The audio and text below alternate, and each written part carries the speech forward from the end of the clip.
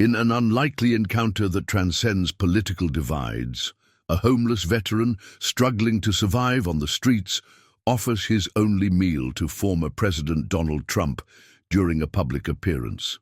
What begins as a humble act of kindness unexpectedly transforms into a profound moment of vulnerability.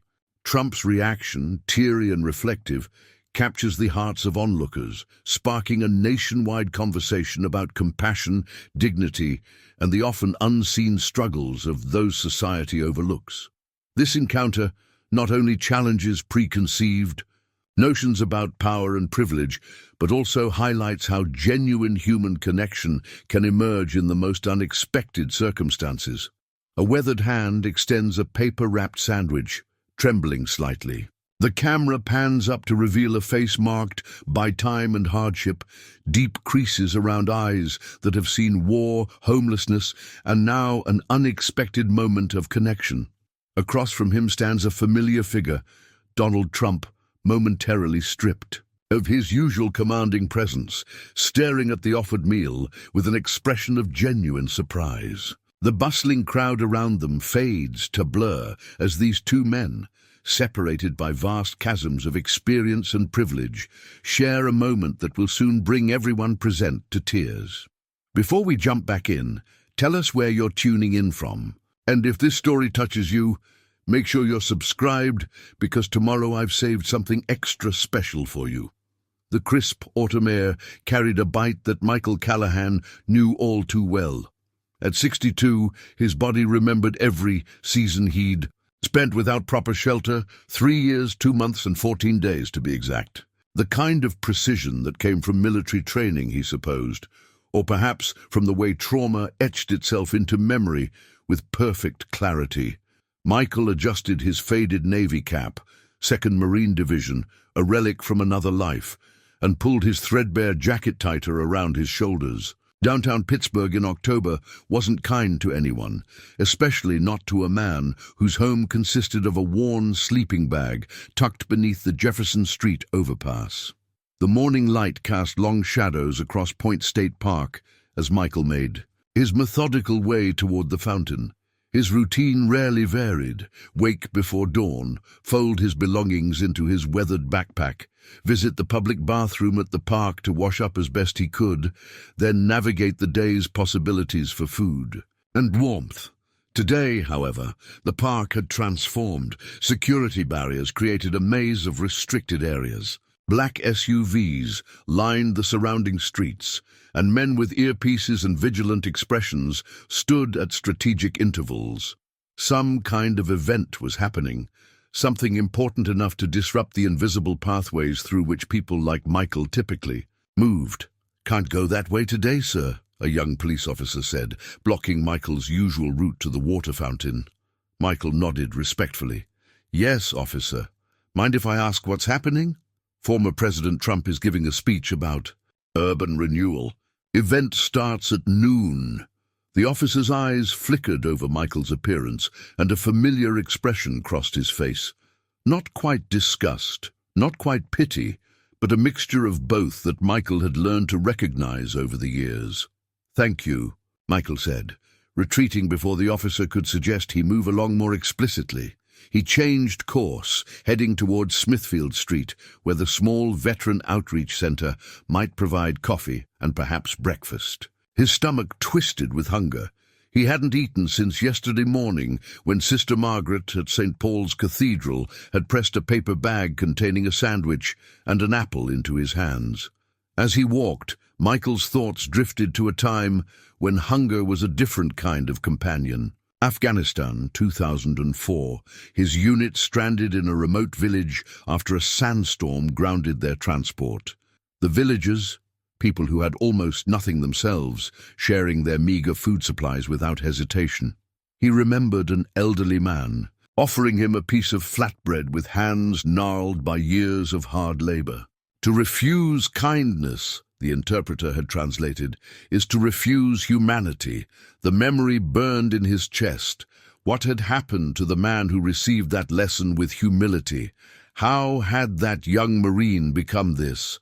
A shadow of a person, past. over and passed by, invisible except when he was inconvenient.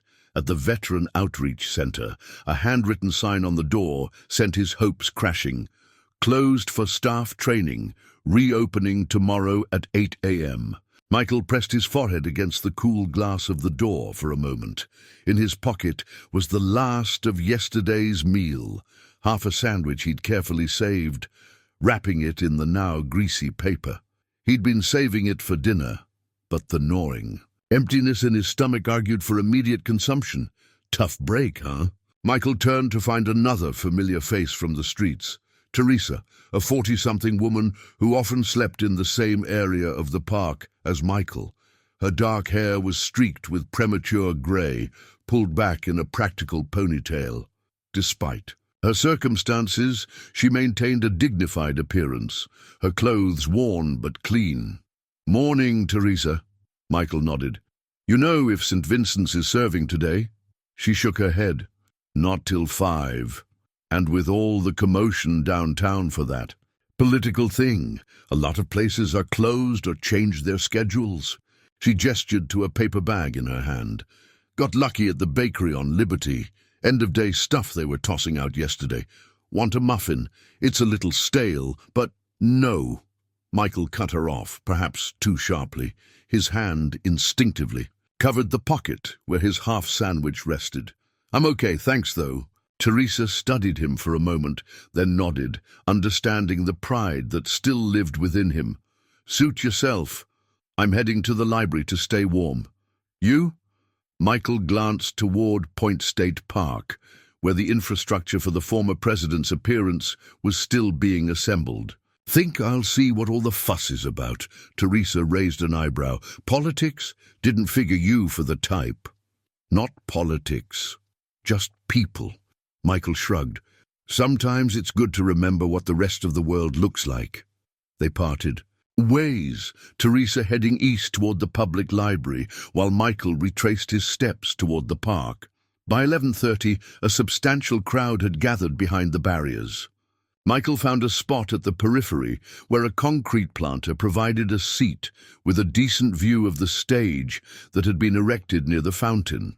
From his vantage point, Michael observed the gathering crowd, a sea of red caps and expectant faces. Campaign workers distributed signs and literature. News crews positioned themselves for the best camera angles. There was an energy in the air, an anticipation that Michael found both familiar and foreign. How long had it been since he'd felt part of something larger than his own survival? His attention drifted to a nearby family, a middle-aged couple with what appeared to be their teenage son. The boy, perhaps 16, slouched with the practiced disinterest of adolescence, attention fixed on his phone despite his parents' obvious excitement. "Brandon, put that away," the mother whispered urgently. "He'll be here any minute." "I don't even know why we're here," the boy muttered. "It's not like anything he says matters." The father placed a firm hand on his son's shoulder. "Show some respect. That man fought for values that matter to this country." Michael looked away, a familiar hollow feeling expanding in his chest. Values. He'd fought for values too, literally fought, in deserts and mountains far from home. And where had those values been when he returned with a mind fractured by what he'd seen and done? Where were they during the long nights at the VA hospital, or in the succession of jobs he couldn't hold as his PTSD worsened, or in the final eviction notice after his disability benefits were delayed for the 3rd time? A commotion at the edge of the park signaled the arrival of the former president's motorcade. The crowd surged forward, pressing against the barriers. Despite himself, Michael felt a ripple of curiosity. He'd seen presidents before, in person, twice during his military service, and of course constantly on television before his life unraveled. But there was something different about Donald Trump, a figure who inspired either fervent devotion or passionate opposition, with seemingly little middle ground. The motorcade stopped, and security personnel moved into position. A moment later, Trump emerged from a black SUV, waving to the cheering crowd. Even from a distance, Michael could see the familiar figure, the distinctive hair, the blue suit, the confident stride as he approached the stage. Michael's hand unconsciously moved to his pocket, feeling the outline of his half sandwich. His stomach growled in protest, but he ignored it. Over the years, hunger had become just another form of background noise, like the traffic or the occasional helicopter overhead. On stage, Trump approached the microphone, his voice booming through the park as he greeted the crowd. Michael didn't focus on the words. Political speeches had long ago lost their meaning for him, but instead watched the crowd's reaction. The rapt attention, the occasional enthusiastic applause, the sense of collective purpose.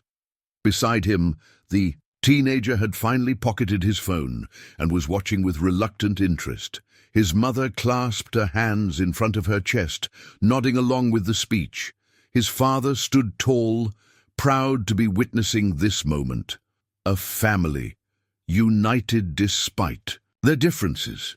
Michael felt the familiar ache of loneliness, sharper somehow in the midst of this crowd. The speech continued for nearly 40 minutes, touching on economic policies, international relations, and criticisms of the current administration.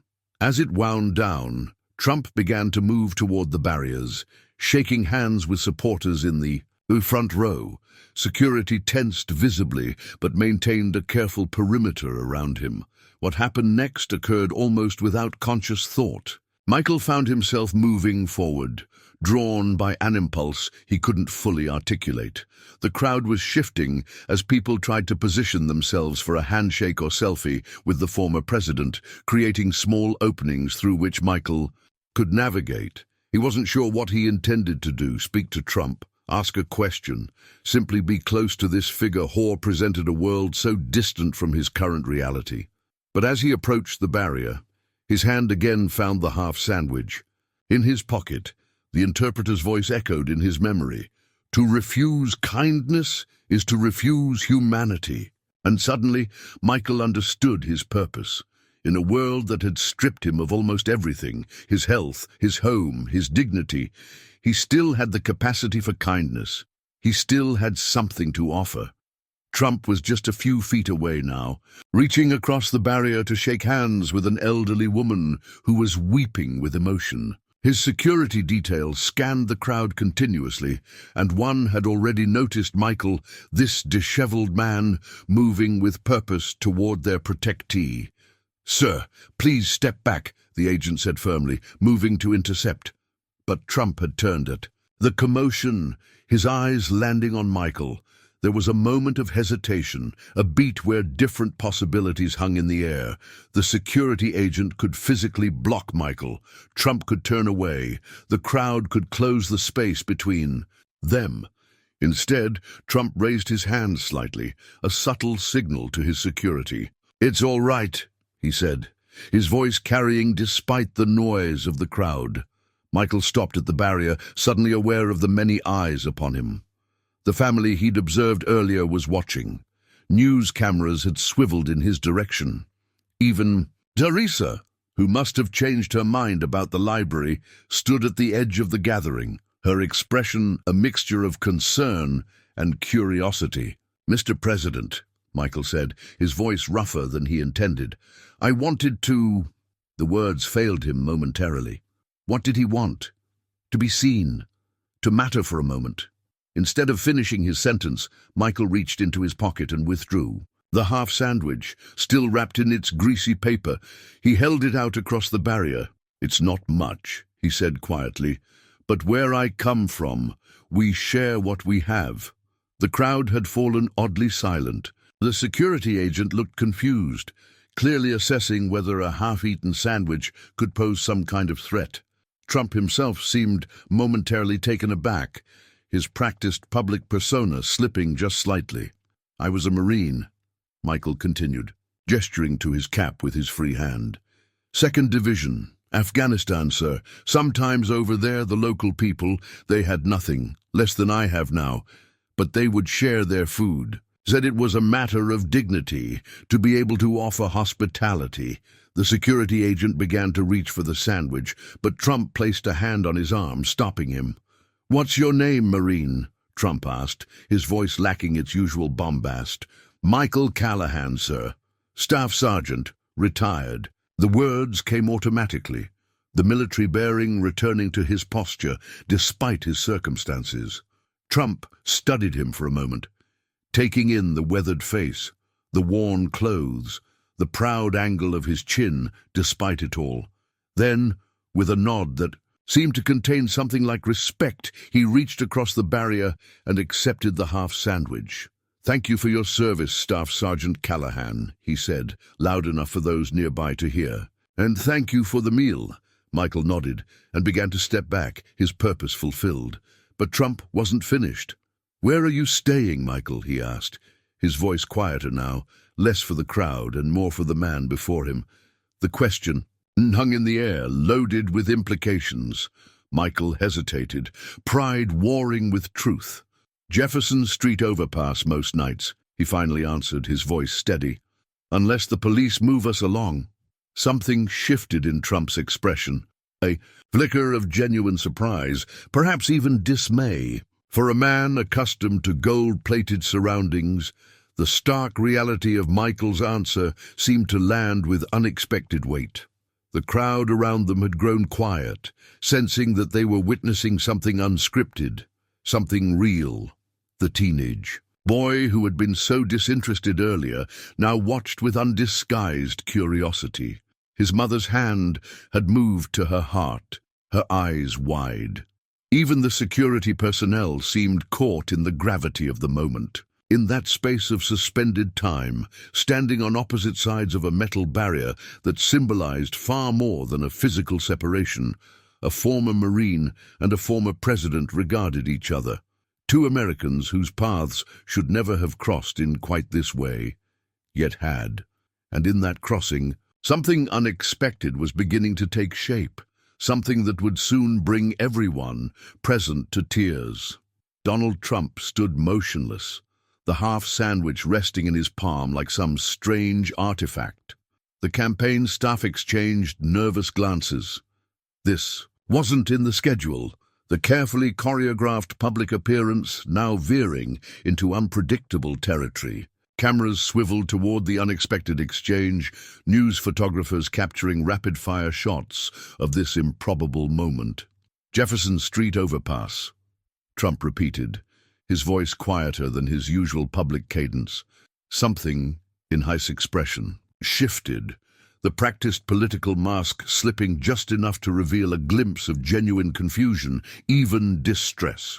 Michael maintained his military bearing, shoulders square despite the weight of public attention now focused on him. He hadn't intended to create a scene or disrupt the event. The offering had been personal, a small reclamation of dignity. Now, trapped in this unplanned spotlight, he felt exposed in a way that even homelessness hadn't prepared him for. "Yes, sir," he confirmed simply. "There's about 12 of us who stay, and they're most nights." A campaign aide approached Trump's side, leaning in to whisper something urgent. The schedule was tight. They needed to move on. But Trump seemed uncharacteristically frozen in place, still holding the sandwich, his gaze fixed on Michael's face. 12 veterans?" Trump asked, his voice carrying across the now hushed crowd. Michael shook his head. "No, sir. Just 3 of us served. Myself, a Navy corpsman named Davis, and Regina, she was Army Intelligence Division." He paused, then added with quiet pride, "We look out for the others when we can." Trump's security detail grew visibly uncomfortable with the extended, unplanned interaction. One agent touched his earpiece, listening to what was presumably an instruction to conclude this exchange. Another had positioned himself closer to Michael, watchful, but not interfering. The campaign aide touched Trump's elbow again, more insistently, this time. "Sir, we need to move to the next—" "Just a minute," Trump interrupted, waving the aide off without looking at him. His focus remained on Michael, his expression increasingly troubled. "How long have you been living there, Staff Sergeant?" The formal military address wasn't lost on Michael. Despite everything, the grime on his hands, the worn thin soles of his boots, the hollow cheeks that spoke of too many missed meals, Trump was acknowledging his service, his former rank. It stirred something in Michael's chest, a ghost of the pride he'd once carried. 3 years, sir, he answered. 3 years, Trump echoed, disbelief coloring his tone. And you were in Afghanistan? Yes, sir. 2 tours. 2004 and 2006. The crowd had grown completely silent, hanging on every word of this unexpected conversation. Phones were raised, recording the exchange. The news cameras continued to roll. Whatever moment the campaign staff had planned for, the perfect soundbite, the rousing call to action, had been replaced by something raw and unscripted. Trump looked down at the half sandwich in his hand, then back at Michael. "And this is your lunch?" Michael nodded once, his expression neutral. "Half of it, sir. Already had the other half yesterday." A murmur rippled through the crowd, a collective intake of breath at this matter-of-fact description of hunger. The teenage boy who had been so disinterested earlier now stared open-mouthed, his phone forgotten in his hand. His mother pressed her fingertips to her lips, eyes glistening. Trump's complexion had shifted, a flush rising from his collar to his face, not the heated flush of anger that political observers had seen during debates or contentious press conferences, but something else entirely. He stared at the sandwich as if seeing it for the first time, truly registering what it represented. "You're giving me your only food," he said slowly. Not a question, but a statement of dawning comprehension. Michael didn't respond immediately. What could he say? That the gesture wasn't political, that it sprang from some deep-seated memory of shared humanity in a war-torn village half a world away. That sometimes giving was all that remained of his dignity. "It seemed like the right thing to do, sir," he finally said. Something cracked then in Trump's carefully maintained facade. A visible fracture in the confident, combative persona that had defined his public life. His hand, still holding the sandwich, trembled slightly. His eyes, usually narrowed in determination or widened for emphasis during speeches, now glistened with unmistakable moisture. "The right thing," he repeated, his voice unusually rough. He cleared his throat, but the emotion remained evident. "A veteran living under a bridge for 3 years is giving me—" He stopped, seeming to struggle with the implications. The campaign aide, sensing the situation spiraling beyond their control, tried once more to intervene. "Mr. President, perhaps we could arrange to speak with Mr. Callahan after the event? We're running behind schedule and—" "Schedule?" Trump interrupted, his voice suddenly sharp. He turned to the aide, and the tears that had been threatening were, now visible, catching the light. "This man fought for our country. He's living under a bridge, and he just offered me his only meal." He held up the sandwich, his hand still trembling slightly. "You think I care about the schedule right now?" The aide stepped back, clearly shocked by both the emotion and the public rebuke. The crowd seemed equally stunned. This unguarded display so different from the carefully controlled appearances they were accustomed to seeing. Trump turned back to Michael, making no attempt now to hide the tears that had formed. "I'm sorry," he said, his voice carrying across the silent park. "I'm sorry our country has failed you this way." The simple apology, unexpected and unqualified, hung in the air. Michael, who had steeled himself against pity for years, found himself unprepared for this direct acknowledgement. His own composure wavered, the military bearing softening as he blinked rapidly against sudden moisture in his eyes. "Sir, I didn't come here for—" "I know you didn't," Trump cut in. "That's what makes this—" He gestured between them, at the sandwich, at the barrier separating them. "That's what makes this so damn wrong." To the astonishment of everyone present, his security detail, the campaign staff, the crowd, and perhaps, most of all, Michael himself, Trump suddenly moved toward the barrier. Before anyone could react, he had ducked under the rope and stepped to Michael's side of the divide, closing the physical gap between them. Secret Service agents moved immediately, surrounding them both, their expressions a mixture of alarm and resignation at their protectee's impulsive action. The crowd gasped collectively, phones raised higher to capture this unprecedented moment. Standing face to face with Michael now, without the barrier between them, Trump seemed to momentarily set aside the weight of his office, his campaign, his public persona. For a brief, startling instant, he was simply a man confronting a reality he had perhaps spoken about in speeches, but never encountered so directly. "I want to hear your story," he said quietly to Michael. "Not for the cameras, not for the campaign. I want to understand how this happens in America." Michael, accustomed to being invisible, to being avoided, to being the human embodiment of a problem most preferred to ignore, found himself at a loss. The former President of the United States was asking to hear his story, not as a political talking point, but as a human being seeking to understand another's experience. "Mr. President," the lead Secret Service agent interjected firmly, "we need to maintain security protocol. This area isn't secure for—" "Then make it secure," Trump responded without looking away from Michael. "Or find us somewhere that is. But I'm not walking away from this man." The tears that had threatened earlier now spilled openly down Trump's cheeks, catching many in the crowd by surprise. Political opponents and supporters alike had characterized him in many ways over the years, but vulnerable public's emotion had rarely been among those descriptors. "You offered me your only meal," Trump said again, his voice breaking slightly. "When you have nothing and I have everything, what does that say about me, about us?" The raw question, spoken with uncharacteristic humility, created a ripple effect. Through the crowd, people who had come for political rhetoric, for campaign promises, for the energy of a partisan gathering, found themselves witnessing something entirely different, a moment of genuine human connection that transcended political identity.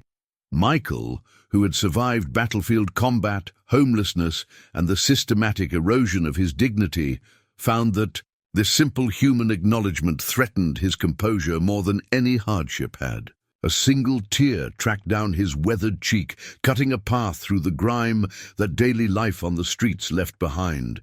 "Sir," he managed, his voice steady despite the emotion, "my story isn't special. There are thousands of us out there.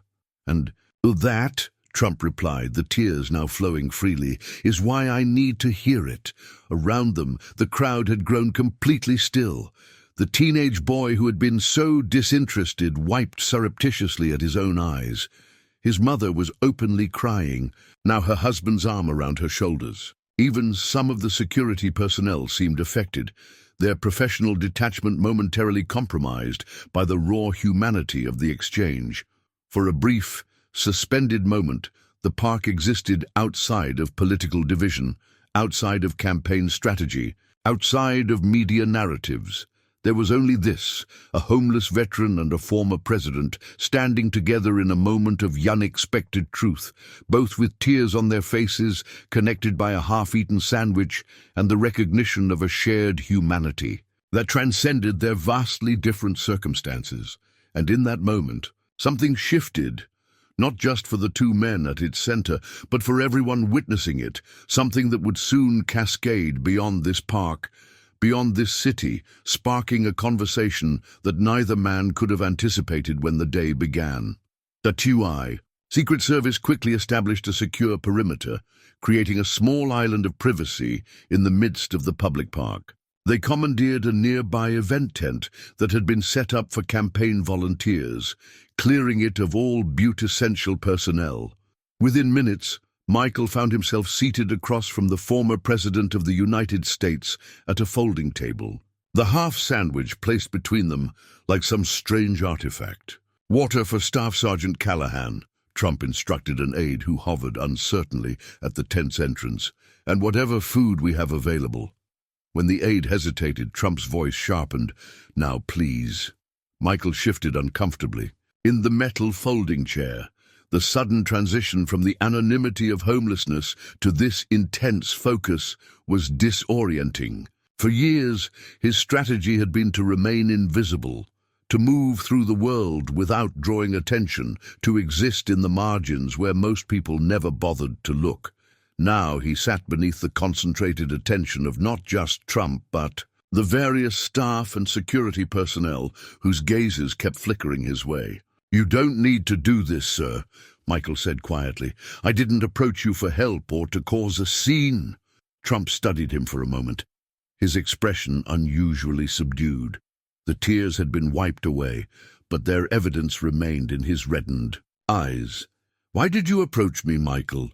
With the sandwich?" It was a fair question, one that Michael had been asking himself since the impulse had overtaken him. He looked down at his weathered hands, the nails clean but permanently rimmed with dirt that no amount of scrubbing in public restrooms could remove.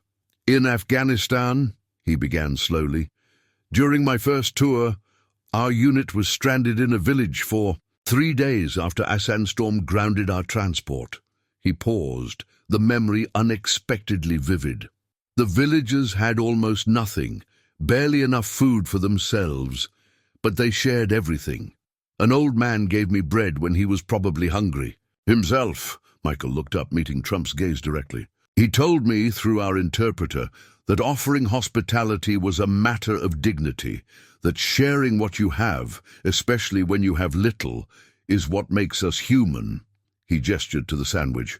"I guess I wanted to remember what that felt like, to be the one giving, instead of always taking or asking or being invisible." Trump was silent for a long moment, his eyes never leaving Michael's face. Outside the tent, they could hear the muffled sounds of the crowd being addressed by someone from the campaign, presumably explaining the delay. "Tell me how you ended up under that overpass," Trump finally said, his voice quieter than his public speaking tone, stripped of its usual bombast. Before Michael could answer, the aide returned with a bottle of water and a plate hastily assembled.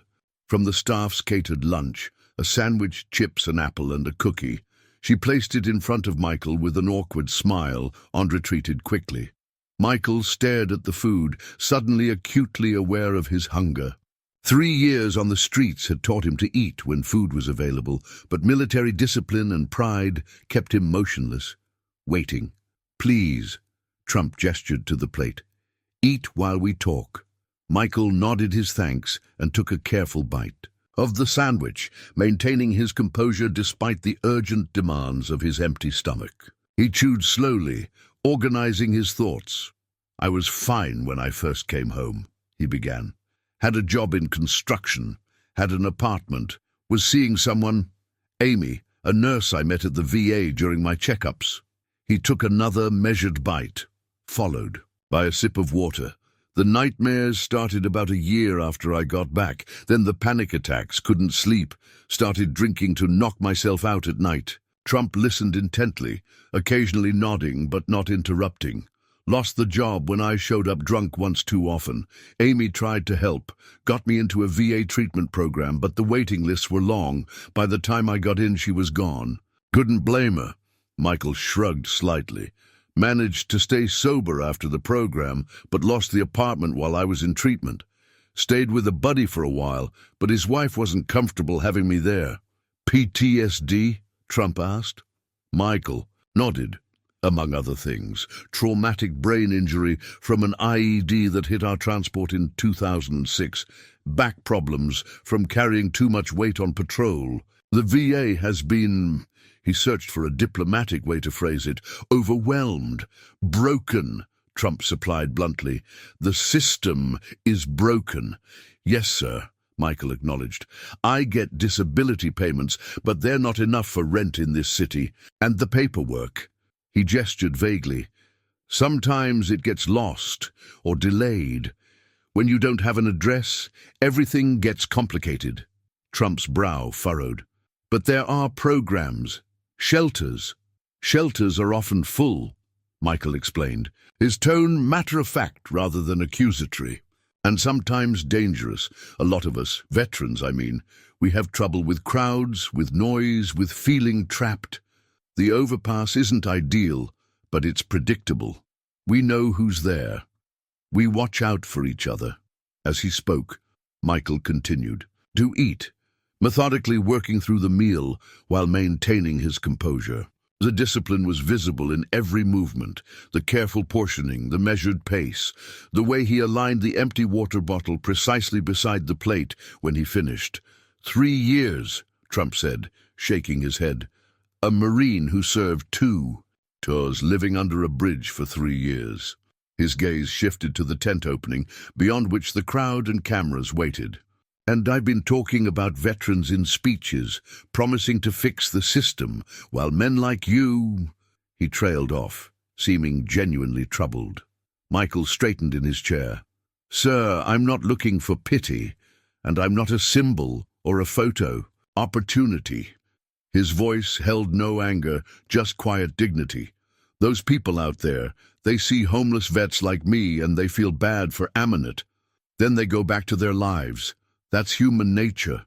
I understand that. It's not good enough. Trump replied, an edge entering his voice. We send young men and women to fight our wars, and then we... He stopped, visibly recalibrating his response. This wasn't a campaign speech or a debate stage. I've failed you. The government has failed you. That's the simple truth. Before Michael could respond, the tent flap opened, and a harried-looking campaign manager entered. Sir, the press is asking what's happening. We've got calls from all the networks. This is generating a lot of attention. Good, Trump replied firmly. They should be paying attention.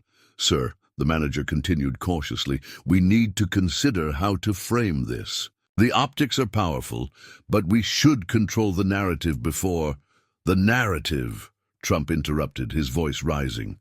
For the first time since entering the tent, he showed a flash of his more familiar public persona, indignant, challenging. A decorated Marine is living under a bridge, and you're worried about the narrative. The campaign manager retreated a step, clearly surprised by the reaction. I just meant that we have an opportunity to highlight your veterans' policies, sir, to show your compassion while emphasizing your solutions. Trump stared at the manager for a long moment, then turned back to Michael. Is that what this should be? A policy opportunity? Michael met his gaze steadily. Sir, I'm a realist. Everything becomes political eventually. But maybe before that happens, before the speeches and the promises and the talking points, there could be something real, something honest. A contemplative silence settled over the tent. Outside, they could hear the restless murmur of the crowd, the occasional calls from reporters seeking information. The campaign manager hovered uncertainly, caught between political instinct and the unmistakable human moment unfolding before him. Finally, Trump turned to the manager. Get Teresa Johnson in here. The manager looked confused. Sir? Teresa Johnson, Trump repeated impatiently. She runs that Veterans Outreach Center on the East Side. The one we visited last year during the campaign stop. Find her now. As the manager hurried out, Michael raised an eyebrow. You remember the director of a local veterans center? A hint of Trump's characteristic half-smile appeared. I remember. People who impressed me. She was blunt, didn't care about flattering me, just wanted to talk about what her veterans needed. The smile faded. I promised to help her expand the center's services. I should check if that actually happened after I left office. Michael nodded, a new respect visible in his expression. Teresa's good people. Her center helped Davis, the Navy corpsman I mentioned, get his medication when the VA pharmacy had a backlog. And you, Trump asked, have you used their services? Michael's gaze dropped briefly. I tried early on. The paperwork, he shrugged. My ID was stolen at a shelter, getting a replacement without an address, without transportation money. Everything becomes a catch-22. Trump absorbed this, his expression troubled. Before he could respond, the tent flap opened again, and Teresa Johnson entered, a compact woman in her 50s with silver-streaked dark hair and the no-nonsense demeanor of someone who had spent decades navigating bureaucracies on behalf of others. Mr. President, she acknowledged with a brief nod, then turned immediately to Michael. Staff Sergeant Callahan. We've been looking for you since you missed your appointment last month. Michael straightened involuntarily. military bearing reasserting itself in her presence. "Ma'am, there was a police sweep of the overpass. We had to relocate temporarily. By the time we got back, I'd lost track of the date." Teresa's expression softened slightly. "We've implemented a new system for veterans without fixed addresses. No more appointment cards that can be lost or stolen." She turned to Trump. "Your office helped secure the funding for our mobile outreach program. We're reaching about 40% more veterans now, though we still have gaps in the system." Trump nodded, seeming pleased by this concrete result. "That's good to hear, but clearly not enough if men like Staff Sergeant Callahan are still falling through the cracks." Teresa's direct gaze didn't waver. "No, sir, it's not enough. The problem is systemic. We need coordinated efforts between the VA, HOD, and mental health services. We need dedicated housing units with on-site support services. We need—" She caught herself, offering a wry smile. "Sorry, you get me started on this, and I'll talk your ear off." "That's exactly why I wanted you here," Trump replied. He gestured to Michael. "Staff Sergeant Callahan just offered me his only meal." "His only meal," he repeated, emotion creeping back into his voice. "While I was giving a speech about American greatness, a Marine who served this country was hungry. Enough to save half a sandwich for more than a day, yet generous enough to offer it to me." Teresa nodded, unsurprised. "That's consistent with what I know of the staff sergeant. He's helped bring other veterans to our mobile clinic, even when he wouldn't come in himself." Michael shifted uncomfortably under this description. "Davis needed the insulin more than I needed anything you had available." A contemplative silence fell over the tent. Outside, the crowd's murmurs had grown louder, their patience wearing thin. The campaign staff would be struggling to maintain control of the situation, to explain the extended, unplanned detour in the schedule. Trump broke the silence, his decision apparently made. "Here's what we're going to do. Teresa, I want you to work with my foundation. Today, we're going to create an emergency fund specifically for veterans in immediate need, housing, medical care, mental health services. No red tape, no waiting periods." Teresa's eyebrows rose. "That's a significant undertaking, Mr. President. The logistics alone." "My people will handle the logistics," Trump interrupted. "I want you to identify the needs and direct the resources. You know these veterans. You know what works and what doesn't." He turned to Michael. "And I want you to help her as a consultant paid position. You have perspective she needs, experience the system should be learning from." Michael stared at him, caught completely off guard. "Sir, I appreciate the offer, but I don't have an address, clean clothes for interviews, a phone." "All solvable problems," Trump cut in, "unless you're not interested in the work." "Of course I'm interested," Michael replied, a spark of something long dormant lighting in his eyes. "But I'm not the only one out there. Davis, Regina, the others under the overpass, we start with them," Teresa interjected, already shifting into planning mode. "Immediate intervention for your group, then expanding outward. The staff sergeant is right, Mr. President.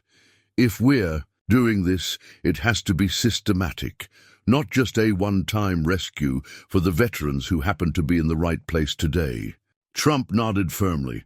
"Agreed. Work up a proposal. Immediate needs and long-term structure, budget considerations. I'll have my people contact you this afternoon." He turned back to Michael. "And for you and your friends, we're not waiting. Hotel, rooms tonight, proper meals, medical assessments first thing tomorrow." Michael sat very still, the abrupt reversal of his circumstances almost impossible to process. After 3 years of struggle, of systems designed to exhaust rather than assist, of promises that evaporated upon contact with reality, this sudden concrete intervention seemed unreal.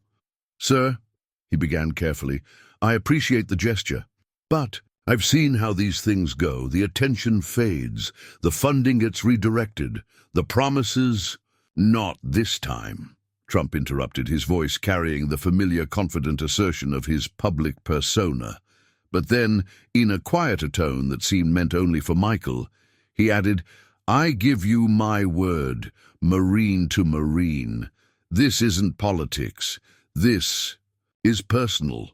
Before Michael could respond, the campaign manager reappeared, his expression a mixture of anxiety and resigned acceptance. Sir, we really need to address the crowd. They're getting restless, and the media is speculating wildly. Trump nodded and stood, straightening his suit jacket with the practiced motion of a man accustomed to public scrutiny. Teresa, my chief of staff will contact you within the hour. Michael, he extended his hand, thank you for reminder of what real courage looks like.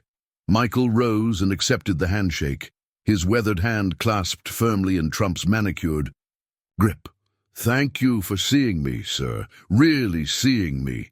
Something passed between them in that moment, an understanding, a connection that transcended their vastly different lives and circumstances. Then Trump turned and moved toward the tent exit, his public persona visibly reassembling as he prepared to face the waiting crowd and cameras. At the tent flap, he paused and looked back. Michael, would you join me out there? The people should hear from you directly. Michael hesitated, acutely aware of his appearance, the visible signs of his life on the streets. Sir, I'm not sure they need to see you, Trump insisted gently. Not as a prop or a symbol, but as a Marine who served his country honorably and deserves better than what he's received. Will you stand with me? After a moment's consideration, Michael nodded once, decision made. Yes, sir, I will.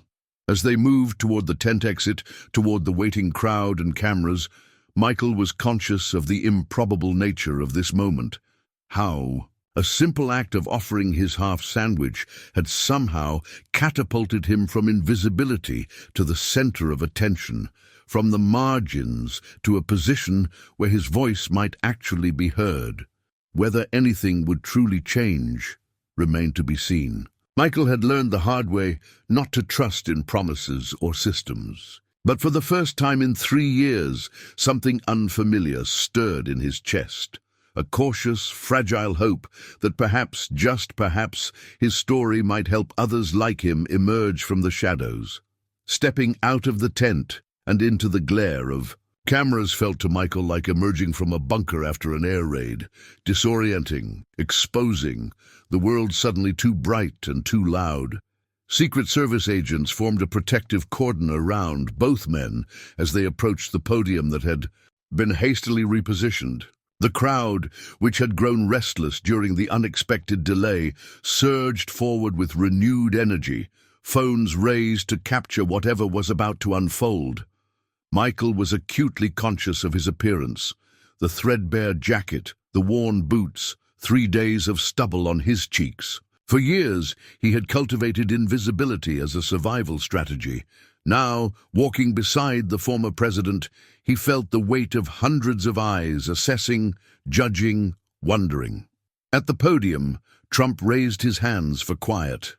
The crowd gradually settled, an expectant hush falling over the park. Even the reporters, usually shouting questions, seemed to sense that this moment required a different approach. I want to introduce you to someone, Trump began, his voice carrying across the park without its usual combative edge.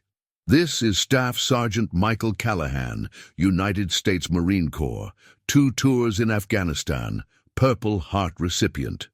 A murmur rippled through the crowd. Several people began to applaud, the sound swelling until it filled the park.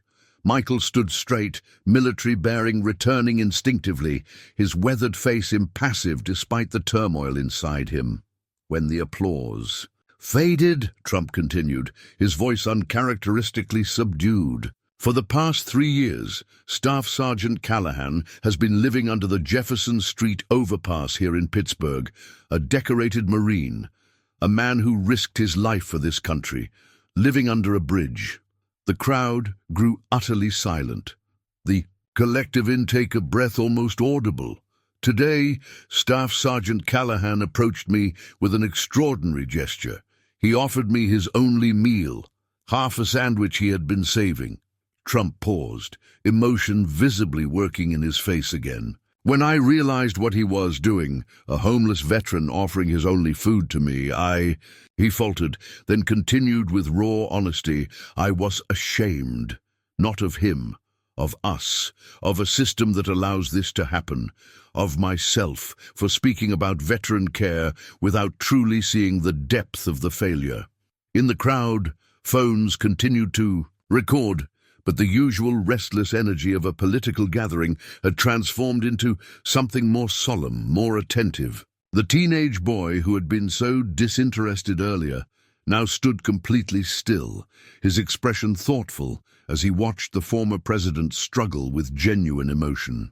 I've spent the last hour speaking with Staff Sergeant Callahan, Trump continued, learning about his experiences, about the bureaucratic obstacles that stand between veterans and the care they've earned, about the reality of life on the streets. He turned to Michael.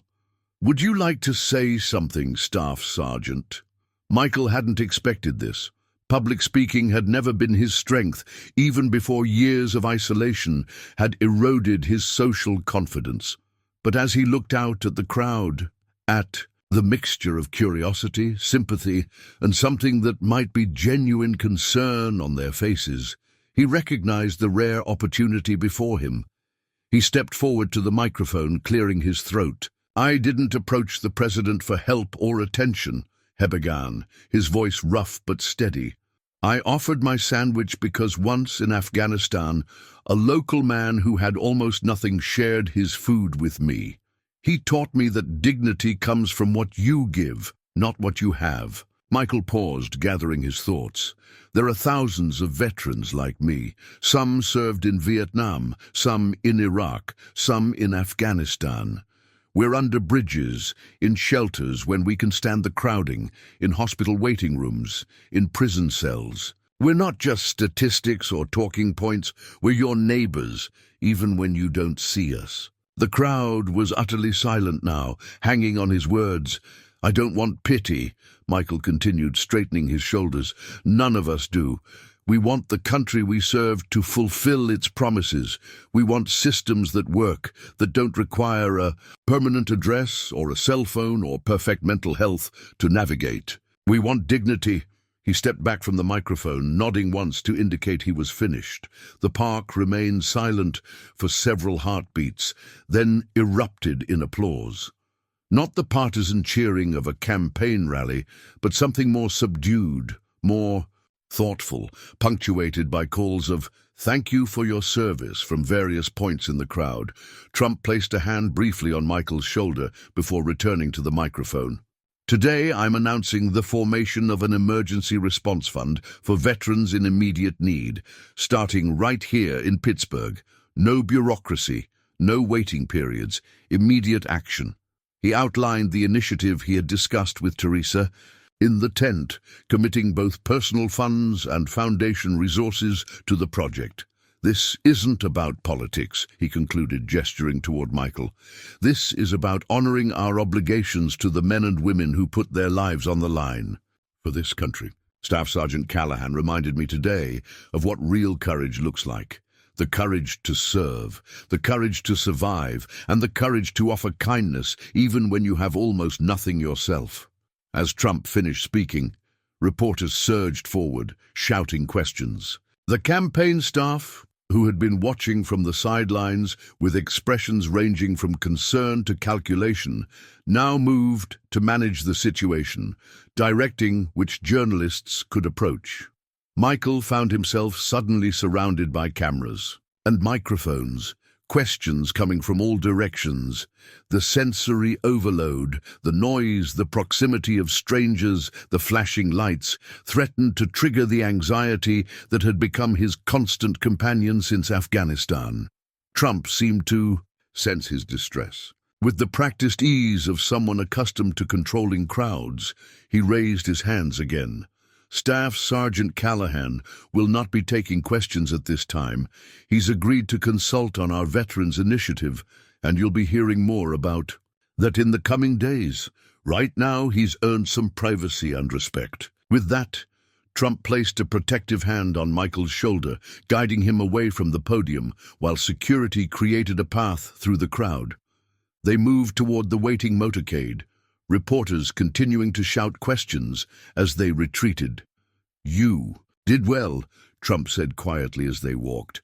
"Better than most politicians I know." Michael managed a tight smile.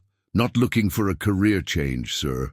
For the first time that day, Trump laughed, a genuine sound of amusement rather than his more calculated public chuckle. "Fair enough." They reached the motorcade, where a staff member was engaged in intense conversation with Theresa Johnson, presumably already working out details of the promised initiative. Standing slightly apart from the group, watching the proceedings with undisguised skepticism was a familiar figure, Regina, one of the veterans Michael had mentioned, who shared the overpass encampment. "Regina," Michael called, relief evident in his voice at seeing a familiar face amid the circus the day had become. She approached cautiously, her military bearing evident despite her circumstances. At 45, Regina Willis carried herself, with the precision of her Army intelligence training, her dark hair streaked with premature grey and pulled back in a tight bun. Like Michael, her clothes were worn but as clean as possible given their limited resources. "Saw you on someone's phone. Live stream?" she explained, eyes darting warily toward Trump and the security detail. "Thought you might need backup." Michael nodded gratefully. "This is Regina Willis," he said to Trump. "Army intelligence, served in Iraq. One of the veterans I mentioned." Trump extended his hand without hesitation. "Ms. Willis, thank you for your service." Regina accepted the handshake with military precision, her expression guarded. "Mr. President, quite a show you're putting on." Michael winced at her directness, but Trump didn't seem offended. "Not a show specialist, at least not intended to be." "With all due respect, sir," Regina replied, "we've heard promises before, from politicians of every stripe. They make for good photo ops and campaign speeches. They rarely translate to actual change on the ground." Instead of bristling at the challenge, Trump nodded. "A fair assessment based on your experience. I can't blame you for your skepticism." He gestured to where Theresa was now on a phone call, already coordinating resources. "That's why I'm partnering with people who have boots on the ground, who know what works and what doesn't. And that's why I want veterans like you and Staff Sergeant Callahan involved, to hold us accountable." Regina studied him for a long moment, her intelligence training evident in her assessing gaze. "Words are easy, Mr. President. I'll reserve judgment until I see action." "I wouldn't expect anything less," Trump replied, then turned as an aide approached, with a phone. "Excuse me, I need to take this." As Trump stepped away to take the call, Regina turned to Michael, lowering her voice.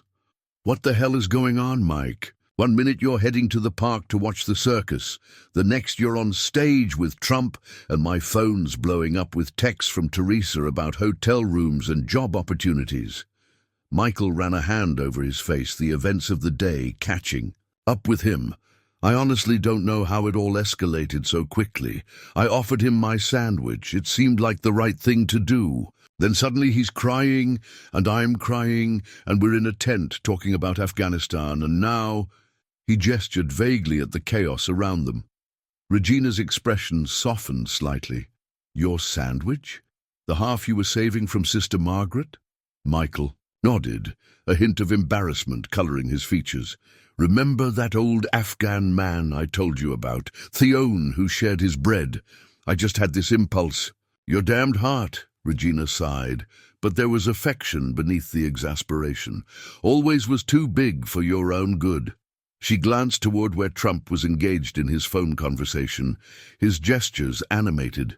"You really think anything will come of this? Or is it just a convenient campaign moment that'll be forgotten by next week?" It was the question Michael had been asking himself since the surreal sequence of events began. He considered it carefully before answering. "I don't." And no, but he seemed genuinely affected, and Theresa's involved now. You know she doesn't suffer fools or play political games. Regina nodded thoughtfully. True enough, Teresa's the real deal. She hesitated, then added, Davis is having a rough day. Shakes are bad. He needs his meds adjusted, but you know how the VA pharmacy is backed up. Tell Teresa, Michael urged. This initiative they're talking about, immediate needs, no red tape. If it's real, Davis should be the first to benefit. As if summoned by their conversation, Teresa approached, tucking her phone into her pocket. Staff Sergeant Specialist. She greeted them both. We've got rooms secured at the extended stay on 5th Avenue. Transportation is being arranged now. I've also got a medical team on standby at the Center for Initial Assessments. Regina raised an eyebrow. Just like that? No paperwork? No waiting lists? Just like that, Teresa confirmed, a hint of wonder in her own voice. Mr. Trump has authorized his foundation to cover all costs directly. We're bypassing the usual channels. Davis needs medical attention, Michael said immediately. His insulin regimen needs adjustment, and he's been rationing his meds. Teresa nodded, already making a note on her phone. I'll have Dr. Patel meet us at the hotel. He can do an initial assessment and prescribe whatever's needed until we get Davis properly reconnected with the VA system. The speed and efficiency with which things were happening, problems that had seemed insurmountable for years, suddenly being solved with a few phone calls, left both veterans momentarily speechless. What about the others? Michael finally asked. There are 9 more people under that overpass, not all veterans, but all human beings who need help. Teresa's expression was solemn. We're starting with the veterans because that's the scope of the initial funding. But I've already reached out to Julia at the Community Housing Coalition. They're working on placements for the others. Noon gets left behind, Staff Sergeant. You have my word on that. As they spoke, Trump concluded his phone call and rejoined them. That was my chief of staff. The foundation transfer is being processed now. Teresa, you'll have access to the initial funds by close of business today. He turned to McClelland. Regina, a car is waiting to take you both to collect Davis and any belongings you need from the overpass. Then onto the hotel. I've also arranged for new clothes, toiletries, cell phones, whatever you need to get back on your feet. Regina's skepticism remained evident in her posture, but she nodded acknowledgement. Thank you, Mr. President. Trump studied her for a moment, then offered a surprisingly candid response. You don't trust this is real. You're waiting for the catch, for the moment it all falls apart or turns into nothing but a photo op. I understand that. I've earned that skepticism. Maybe all politicians have. He held her gaze steadily. I can only ask that you judge me by what happens next, not by what's happened before. Something in his directness seemed to reach her. Regina's posture relaxed slightly. That's fair, sir. Actions over words. Exactly. Trump turned to Michael. Staff Sergeant, I'd like to check in with you in a few days, see how things are progressing. Would that be acceptable? Michael nodded, still somewhat dazed by the rapid changes in his circumstances. Yes, sir, and thank you for seeing us. Really seeing us. As Trump moved to return to his campaign staff, a commotion at the edge of the security perimeter drew their attention. A group of protesters had gathered, holding signs criticizing Trump's policies. One sign in particular stood out, "Veterans aren't props." The campaign staff immediately moved to position themselves between Trump and the protesters, clearly concerned about the optics and potential confrontation. But Trump paused, studying the protesters with an unreadable expression. After a moment, he turned back to Michael. They're not wrong, you know. Veterans aren't props. They're right to hold me accountable for that. Before Michael could respond, Trump was whisked away by his staff, the moment of vulnerability replaced by the necessary procedures of a high-profile public figure, the security protocols, the staff briefings, the next scheduled appearance. As Michael watched him go, he felt a tap on his shoulder. It was the teenage boy from the crowd, the one who had been so disinterested at the beginning of the event. Now he stood nervously, his parents a few steps behind him. "Sir?" the boy began, hesitantly. "I just wanted to say thank you for your service and for—" He struggled to articulate his thoughts, "for making it real. I've heard about homeless vets before, but it was just this abstract thing, statistics in a classroom. But seeing you, hearing your story to—" He trailed off, then finished simply, "It matters, I'll remember." Michael, who had faced Taliban fighters with less anxiety than he felt in this social interaction, managed a nod. "Thank you. That means something." The boy's mother stepped forward. "We live just outside the city. If there's anything your group needs, meals, clothing, rides to appointments, please let us know. We want to help." She pressed a business card into Michael's hand. Looking down, he saw she was a social worker at the county health department. On the back, she had hastily written, "A personal cell number." "Thank you," Michael said again, tucking the card carefully into his pocket. After years of invisibility, of being something people's eyes slid past on the street, this direct acknowledgement, this offer of concrete assistance, felt almost surreal. As his interaction with the former president, as the family moved away, Regina rejoined him, having spoken further with Teresa. "Car's here," she said, nodding toward a black SUV waiting at the curb. "Let's go get Davis and our stuff." She studied his face. "You okay?" "This is a lot to process." Michael took a deep breath, looking around at the park where, just hours earlier, he had been just another invisible presence on the margins. Now he stood at the center of a whirlwind of attention and action, his simple gesture having catalyzed something he couldn't yet fully comprehend. "I'm okay," he answered slowly. "Not sure what happens next, but—" He thought of the boy's words, of Teresa's efficiency, of Trump's unexpected display of genuine emotion. Maybe something good, maybe something real.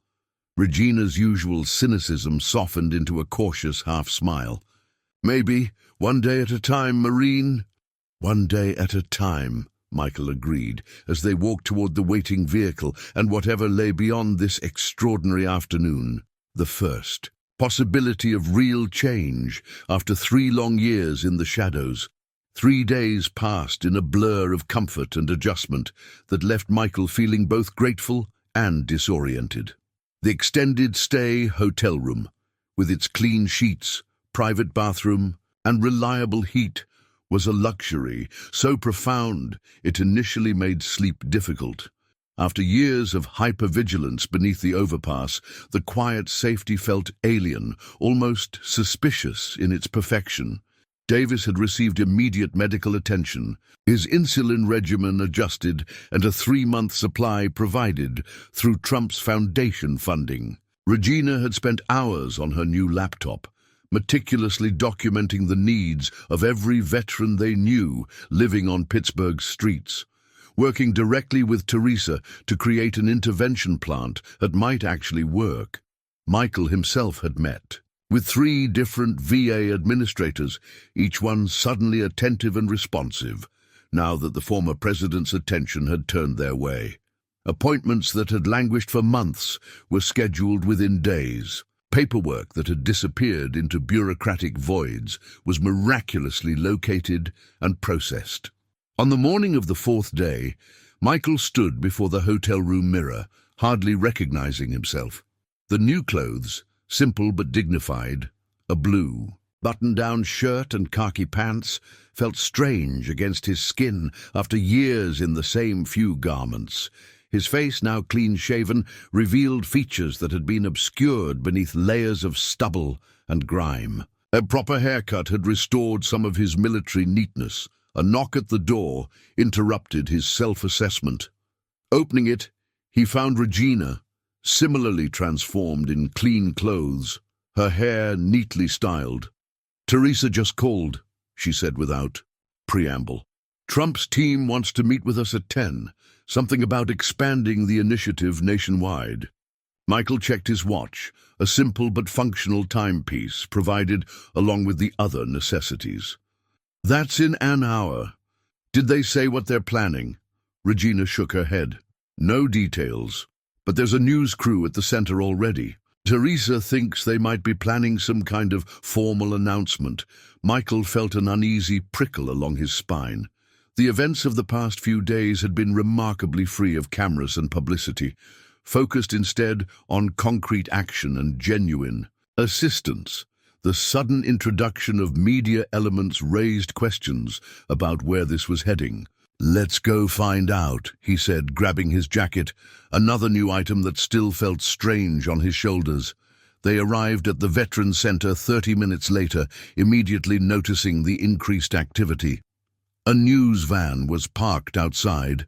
Technicians running cables, a reporter checking her appearance in a compact mirror.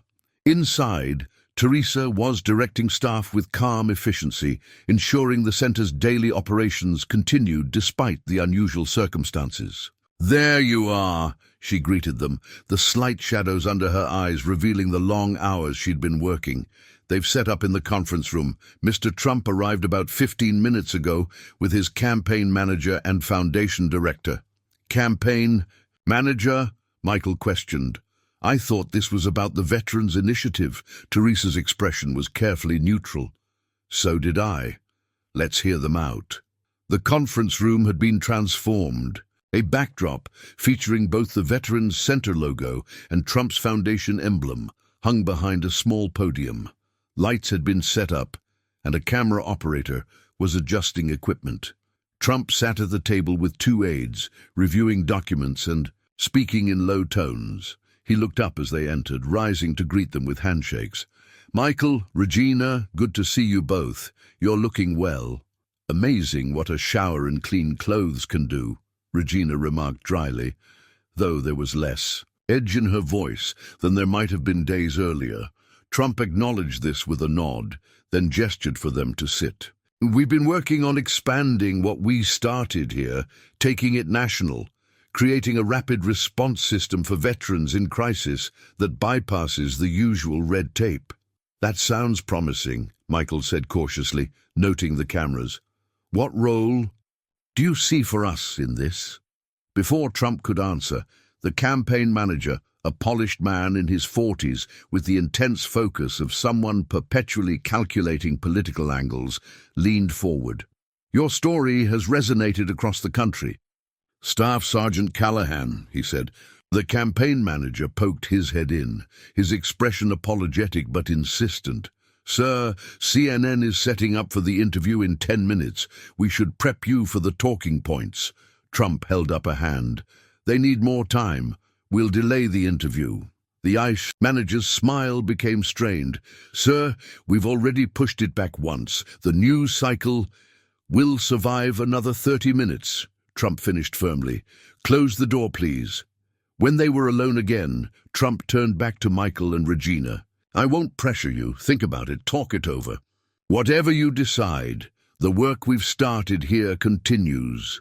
He stood, preparing to leave them to their deliberation. "For what it's worth, I think your voices would make a difference, whether they help my campaign or not. But that's for you to decide." As the door closed behind him, Michael and Regina sat in silence, the complexity of their situation settling over them. What had begun as a simple human gesture, the offering of a half sandwich, had cascaded into something neither could have anticipated, blurring the lines between genuine compassion and political strategy, between personal dignity and public advocacy. In that quiet moment, they faced a choice that would determine not just their own paths forward, but potentially the lives of thousands of veterans like them across the country. Michael stood at the window of the conference room, watching campaign staff and media personnel move purposefully through the Veterans Center. The quiet space that had once been a sanctuary of sorts, a place where veterans could find respite from the chaos of both the streets and bureaucratic nightmares, now hummed with political energy and strategic calculation. "We could walk away," Regina said from behind him, her voice steady. "Take the help we've been given, focus on getting our lives back together, and leave the politics to the politicians." Michael nodded without turning. "We could, but—" Regina prompted, knowing her friend well enough to sense the unspoken continuation. Michael finally turned from the window, his expression troubled. 3 days ago, I was invisible. We all were. People walked past us on the street every day without seeing us. The systems designed to help us couldn't find us. He gestured toward the activity visible through the conference room window. Now, suddenly, everyone's looking, everyone's listening. Regina sighed, military pragmatism asserting itself. Visibility is a tactical advantage. The question is how to use it. Exactly. Michael ran a hand across his freshly shaven jaw, still adjusting to the sensation. If we walk away from this platform, are we abandoning others like us? The ones still under overpasses, the ones cycling through shelters and ERs, the ones who've given up on being seen? They fell silent, the weight of the decision bearing down on them. This wasn't simply about declining a campaign opportunity. It was about recognizing the rare moment when those in power were genuinely willing to listen and calculating whether that moment might be fleeting. The door opened, and Teresa entered, her expression carefully neutral. They're getting restless out there. Trump's team is willing to proceed with or without your participation in the announcement, but they're hoping for a decision soon. Michael exchanged a glance with Regina. What do you think, Teresa? You've been navigating these waters longer than we have. Is this real, or will it evaporate like morning dew once the cameras move on? Teresa considered the question with the seriousness it deserved. The funding is real. The structure is sound. I've reviewed the paperwork myself, had our lawyers go through it line by line. She paused, choosing her next words carefully.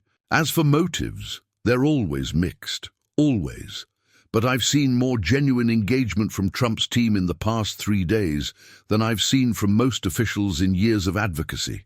Regina's military training had taught her to evaluate risk against potential gain. If we do this, join these campaign events, tell our stories, we lose control of the narrative.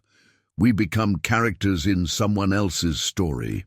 Maybe, Teresa acknowledged, or maybe you shape the narrative instead of being shaped by it, set conditions, establish boundaries. She looked directly at Michael. When you offered Trump that sandwich, you weren't following anyone's script. You were acting from a place of authenticity. That's what resonated with people.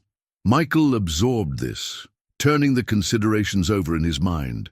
After years of having no choices, of systems and circumstances dictating his every move, the weight of this decision felt almost overwhelming. We need to talk to Davis, he said finally. If we're going to do this, we do it as a unit. No one gets left behind. Teresa nodded. He's in the break room. I'll get him. When she left, Regina moved to stand beside Michael at the window. You're not asking for anything unreasonable, just control over your own stories and a seat at the table where decisions affecting veterans are made. She stood, gathering her notes. Ready to present this to Trump's team? Michael looked to his companions, receiving confirming nods from both. Ready. As Teresa left to arrange the meeting, Davis fixed Michael with a thoughtful gaze. That sandwich changed everything, didn't it? Such a small thing. Michael considered this. Not the sandwich. The recognition. For a moment he saw me, really saw me. Not as a problem or a statistic or a photo opportunity, as a human being with something to offer. He shook his head slightly. That's all any of us want in the end. To be seen. To matter. Regina, whose natural skepticism had been tempered but not eliminated by recent events, raised an eyebrow. The question is whether that recognition extends beyond the moment, whether it translates to real change. That, Michael replied, is what we're about to find out. Teresa returned minutes later, followed by Trump, his campaign manager and the foundation director. The atmosphere in the room shifted immediately, the easy camaraderie giving way to a more formal dynamic as the veterans straightened in there. Chairs, military bearing reasserting itself. Trump, sensing the change, paused just inside the doorway. You've reached a decision? Michael nodded, standing to face him directly. "We have, sir. We're prepared to participate in your initiative, to share our stories and advocate for meaningful change. But we have conditions." The campaign manager's expression tightened, but Trump himself seemed unsurprised, perhaps even mildly amused. "Conditions? I should have expected nothing less from Marines and soldiers." He took a seat at the table. "Let's hearth 'em." Michael placed the document they had drafted on the table. "These aren't negotiable, sir. They're the terms of our participation." As Trump reached for the paper, Michael felt a strange mix of emotions. The vulnerability of taking a stand after years of forced compliance. The strength that came from advocating not just for himself, but for others like him. The uncertainty of not knowing whether this fragile alliance would hold or shatter against political expediency. The room fell silent as Trump read through their conditions, his expression giving nothing away. The campaign manager shifted impatiently, clearly anxious to move forward with the scheduled announcement. The foundation director studied the veterans with newfound respect, perhaps recognizing that they were not passive recipients of charity, but active partners demanding agency.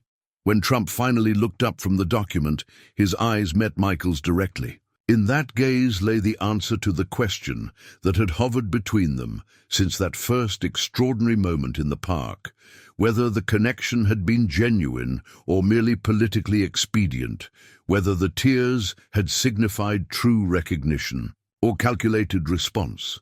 What transpired next would determine not just the course of their individual futures, but potentially the lives of thousands of veterans struggling in similar circumstances across the country.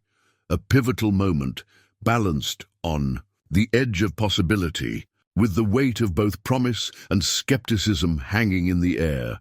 Donald Trump placed the document on the table, his expression unreadable, as the campaign manager leaned over Toscan the conditions. The manager's face darkened immediately, and he shook his head. "This is completely unworkable," he said, directing his words to Trump rather than the veterans. "Sir, we can't give them editorial control over campaign messaging and direct access to policy officials without proper vetting. Impossible." Trump held up a hand, silencing him without taking his eyes off Michael.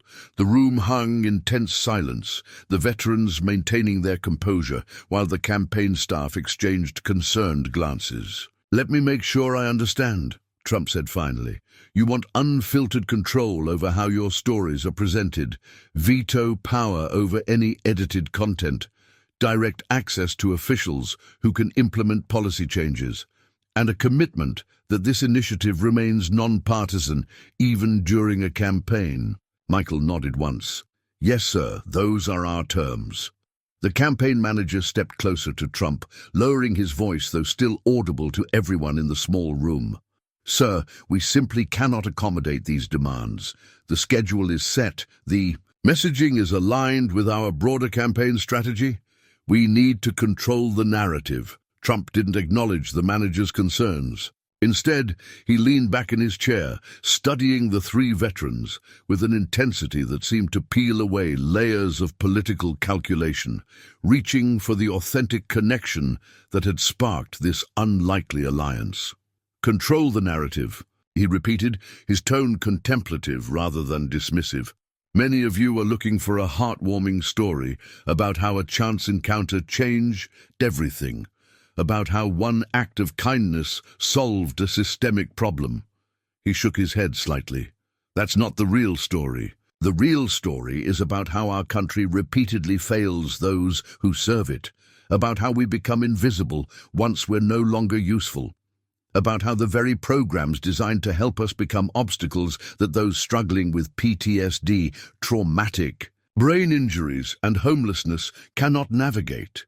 The cameras continued to roll as Michael spoke without filter, without political calculation, about the realities of veteran homelessness. He spoke of Davis rationing his insulin, of Regina sleeping with a knife after being assaulted in a shelter, of the dozens of veterans they knew who had simply given up on seeking help after encountering one bureaucratic roadblock too many. What happened 3 days ago wasn't just about a sandwich, he continued. It was about being seen, really seen, not as a problem to be solved or a talking point for a campaign, but as a human being with dignity and worth.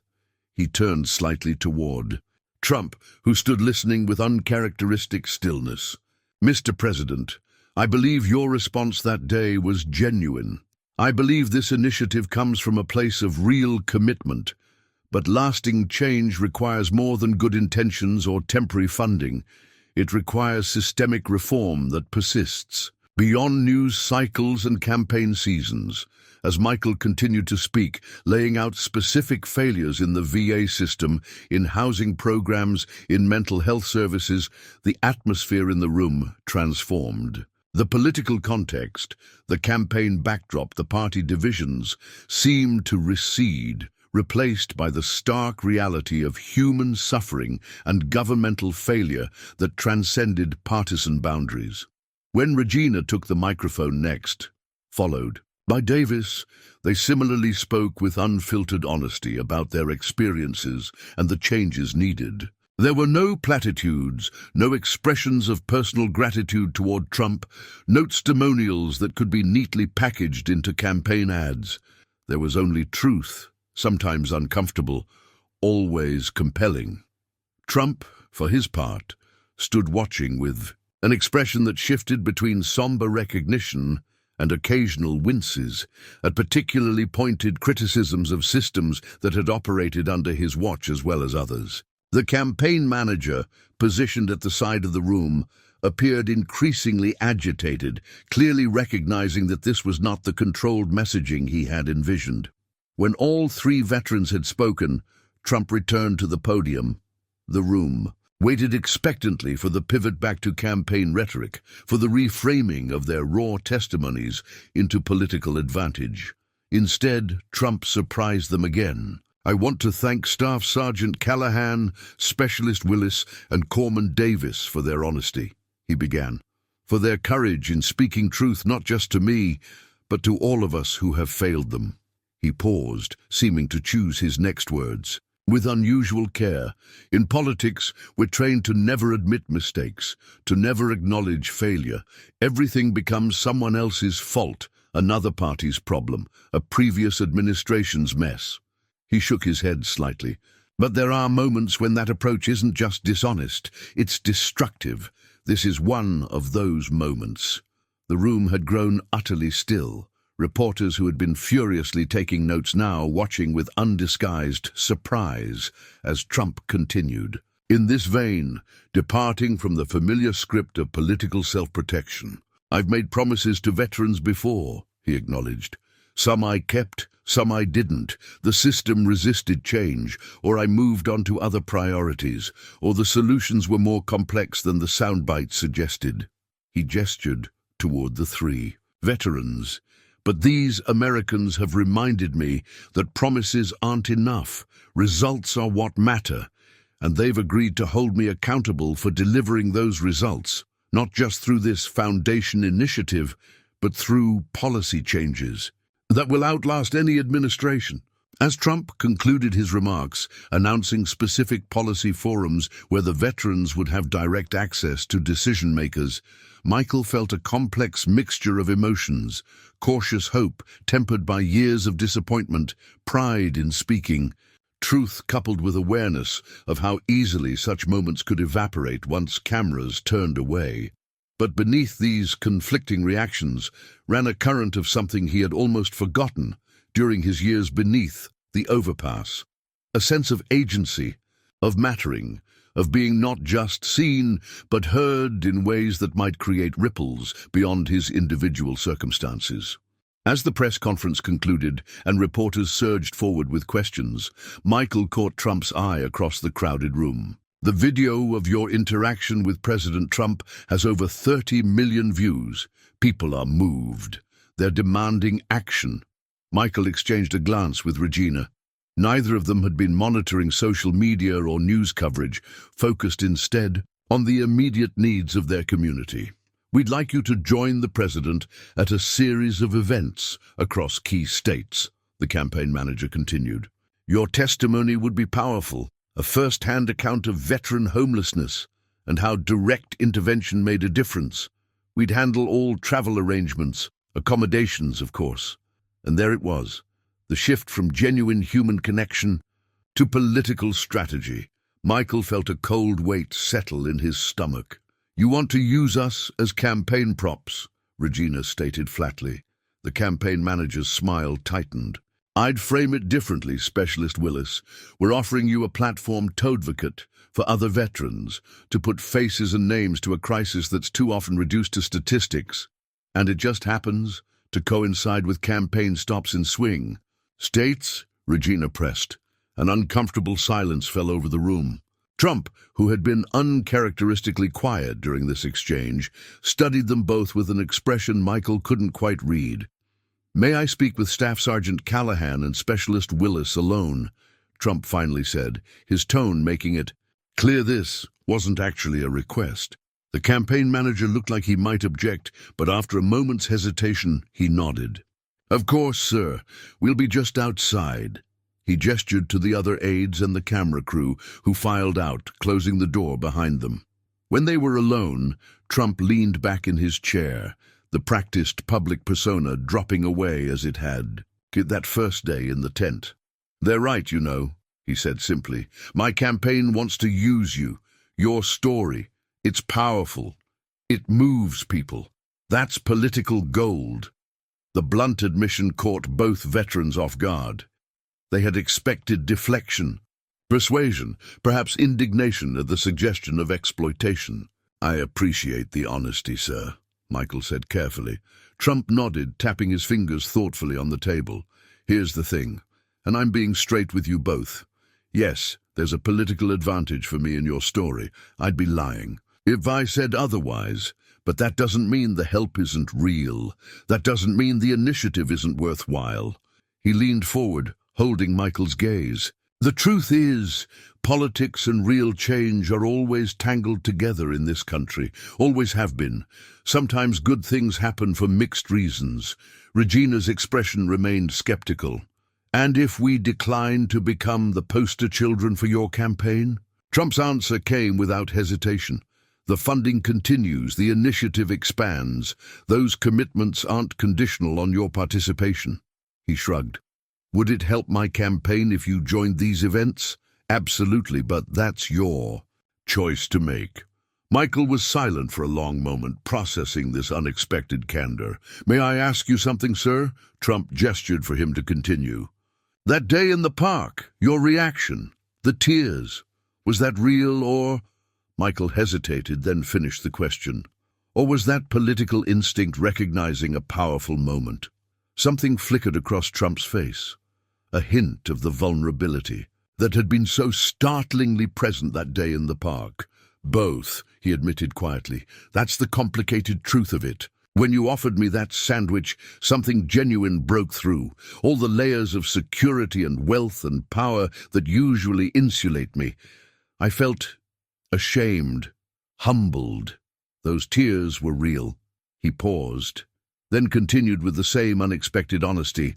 And yes, part of me, the part that's been in politics and public life for decades, recognized the power of that moment even as I was experiencing it. Both things are true. The conference room fell silent as Michael and Regina absorbed this complex admission. Outside, they could hear the muffled sounds of the campaign staff conferring, the occasional beep of equipment being tested. I don't know if that makes things clearer or more complicated, Trump concluded. But you deserved the truth, not a polished answer. Regina's military training had taught her to assess both tactical and strategic implications of any situation. What happens to this initiative if you don't win the election? She asked bluntly. Trump smiled slightly. Straight to the heart of it, Specialist Willis. He tapped the foundation documents on the table. The funding is structured to be independent of the campaign or any political outcome. 5 years of guaranteed support with an oversight board that includes non-partisan veteran advocacy groups. Teresa's already agreed to serve as the regional director for the Mid-Atlantic.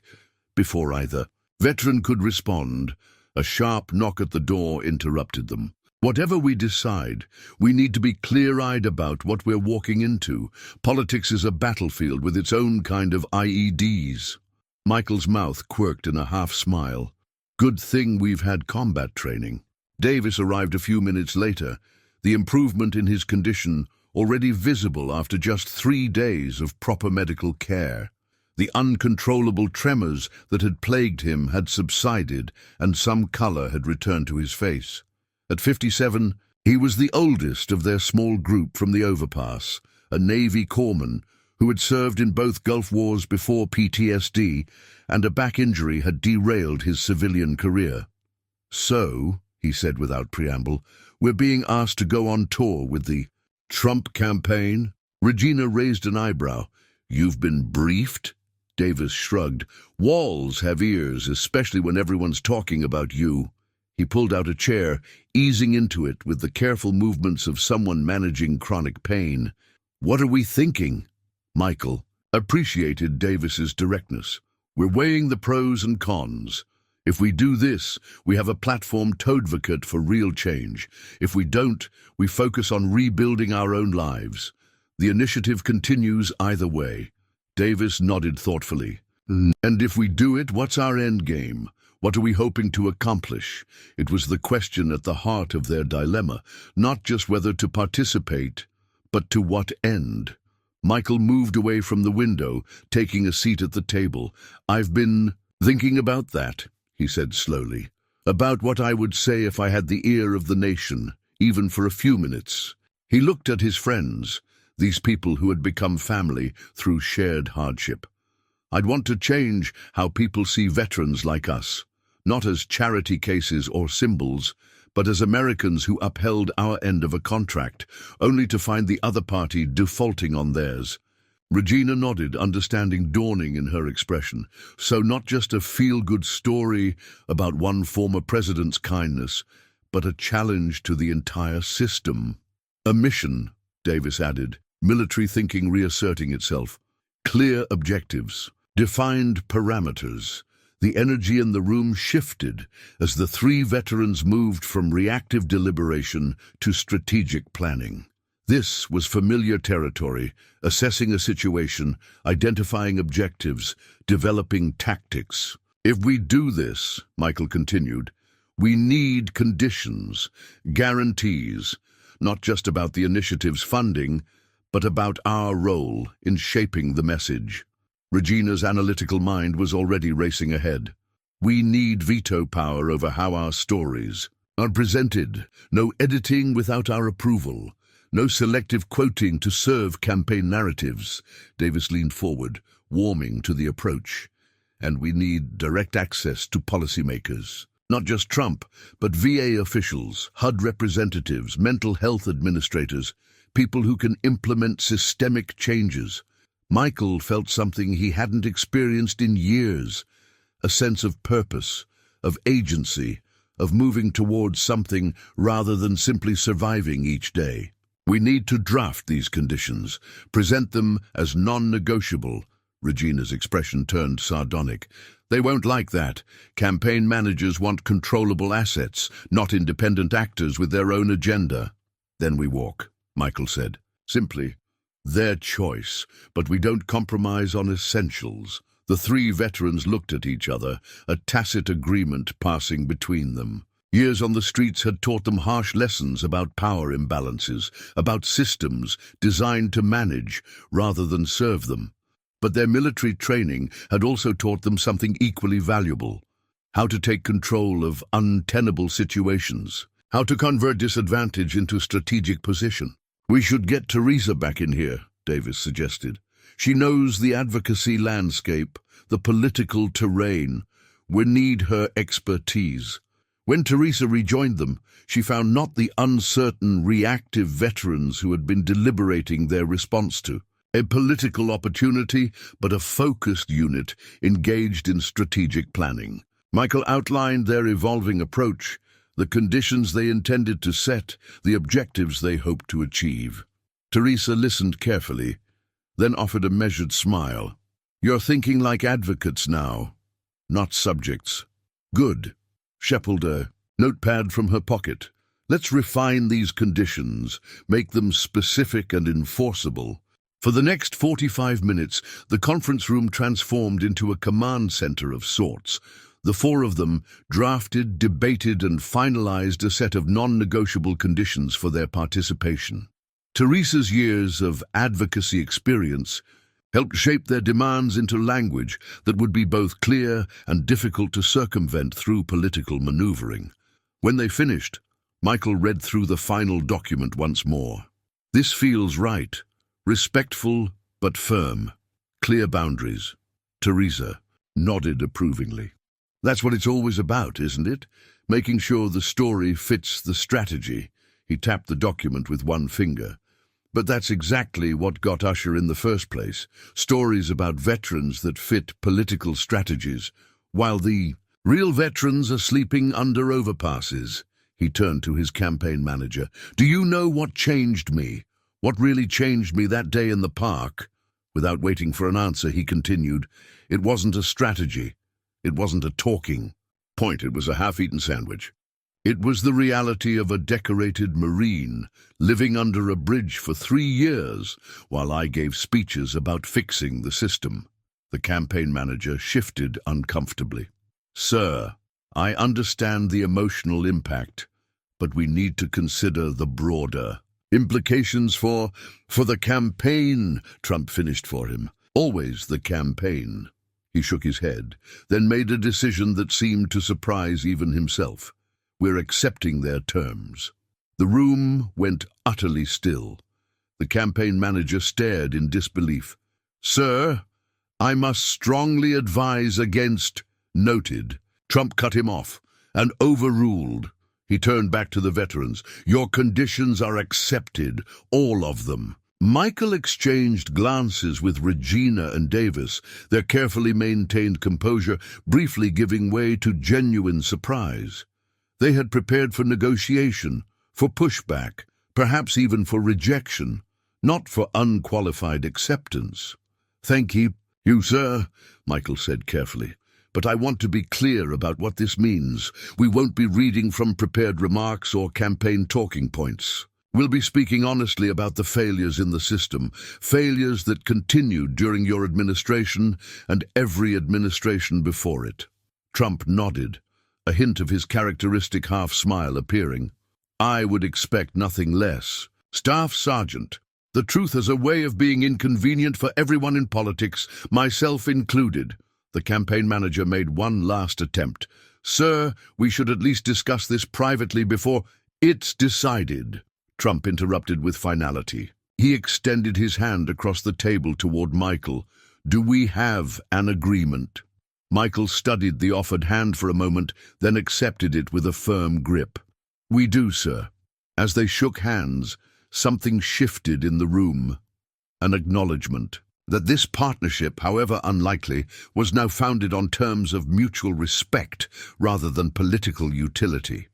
It was a subtle but profound transformation, felt by everyone present. "Well then," Trump said, standing and straightening his jacket, with the practiced motion of someone preparing to face cameras. "Shall we make the announcement?" The next 30 minutes unfolded with a surreal quality that left Michael feeling as though he were observing events from a slight distance. The Veterans Center's main hall had been arranged for a press conference with local and national media. Assembled, Trump took the podium first, outlining the nationwide expansion of the Veterans Initiative that had begun 3 days earlier in Pittsburgh.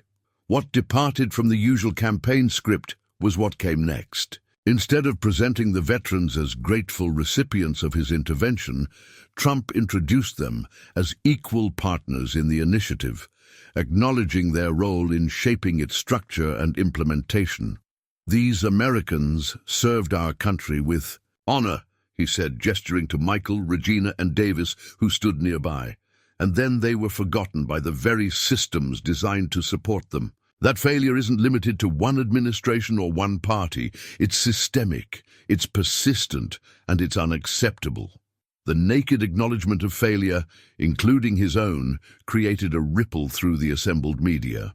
This wasn't the carefully crafted campaign rhetoric they had expected, with its emphasis on promises and deflection of responsibility.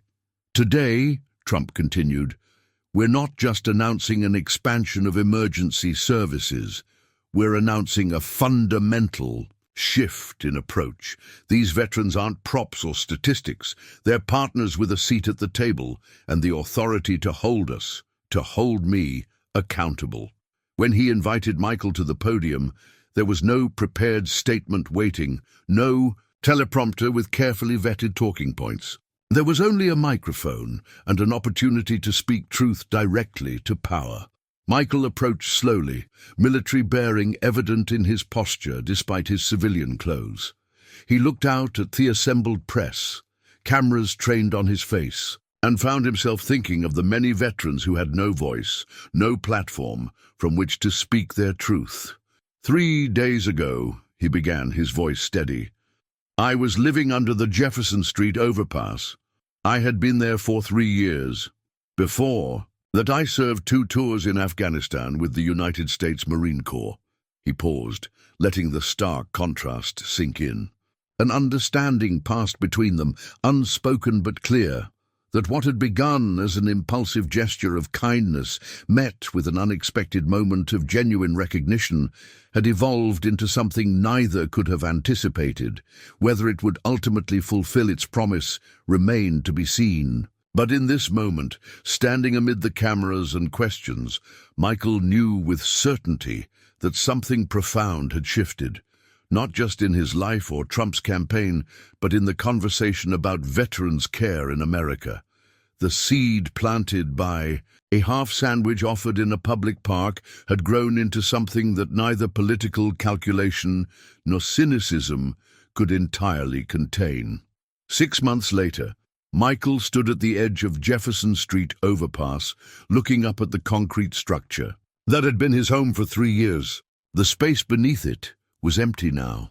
The small encampment dispersed not through police action, but through a coordinated housing initiative that had found permanent homes for all 12 former residents.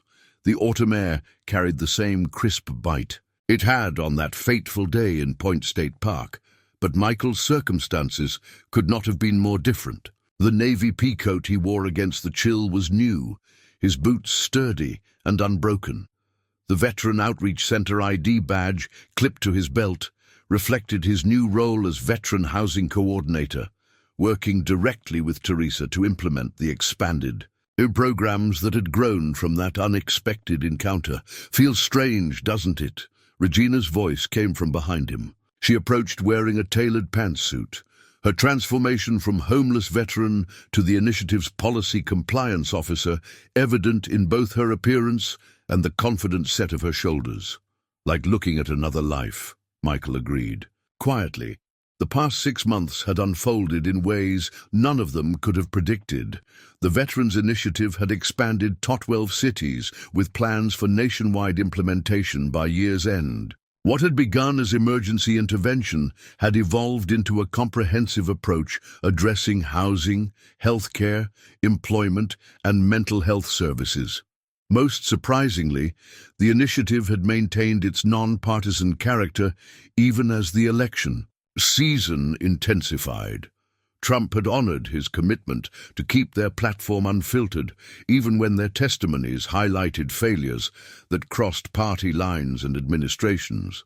The resulting policy forums had produced concrete changes in VA processing protocols and housing priority systems, with measurable reductions in veteran homelessness in pilot cities. Davis called from Washington, Regina said. The Senate committee approved the funding extension. It's going to the floor next week. Michael nodded, satisfaction warming him more effectively than the coat. Davis had emerged as the group's most effective policy advocate, his quiet precision and medical background giving him particular credibility in addressing healthcare access issues. He coming back for the center dedication? Michael asked. Wouldn't. Miss it, Regina confirmed. Says he's bringing that VA undersecretary who actually listens. They stood in companionable silence for a moment, gazing up at the underpass. You know, Regina said finally, I still don't know if I'll vote for him. Michael smiled slightly. Don't think he expects you to. It was perhaps the most unexpected aspect of their unlikely alliance, the space for disagreement, for complexity, for recognition that shared purpose didn't require shared politics. They want us back at the center, Regina said, checking her watch. Final preparations for tomorrow's ceremony. As they turned to leave, Michael paused for one last look at the overpass. I never thought a half sandwich would change everything, he said quietly. Regina's expression softened into a rare smile. It wasn't the sandwich, Mike. It was what it represented. Dignity offered freely. Humanity recognized unexpectedly. She shrugged slightly. That's always been the real story. Michael nodded, acknowledging the truth in her words. As they walked away from the overpass toward futures neither could have imagined 6 months earlier, the simple gesture of a homeless veteran offering his only meal to a former president continued to ripple outward. A reminder that even in the most divided times, genuine human connection retained the power to bridge seemingly insurmountable divides.